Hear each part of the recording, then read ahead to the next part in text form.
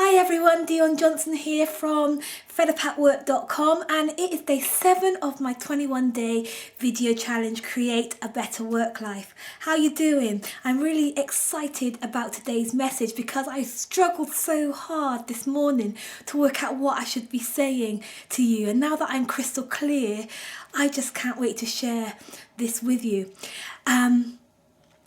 A few years ago, I was co-facilitating a workshop, and I think it was on public speaking, and the guy who I was co-facilitating with asked the group of people that we were working with to think about and write down their vision. So that was it. He said to them, write your vision down on a piece of paper, and there was a bit of time. And as we stopped to allow them to do this exercise, there was kind of like a bit of unease in the room, and people were kind of muttering to each other and looking a little bit quizzical.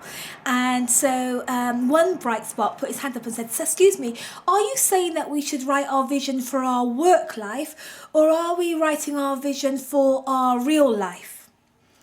And that question really struck me, because I was thinking, why should there be a distinction between work-life visions and real-life visions? I mean, what is your real life?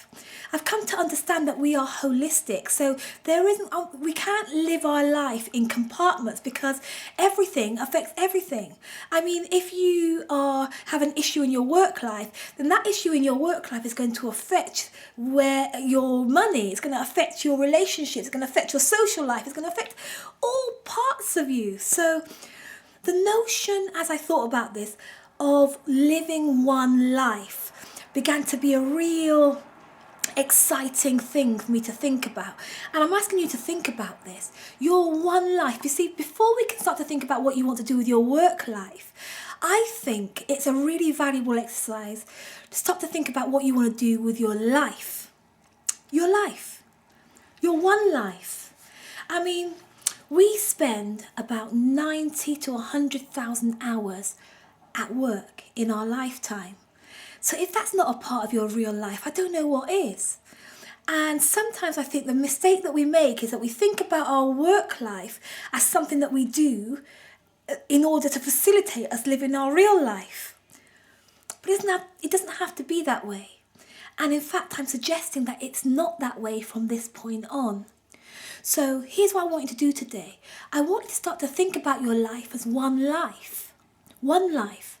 And think about what you want to do with that one life. Before we start thinking about where you want to take your work life now, I really want to start thinking about where you want to take your life.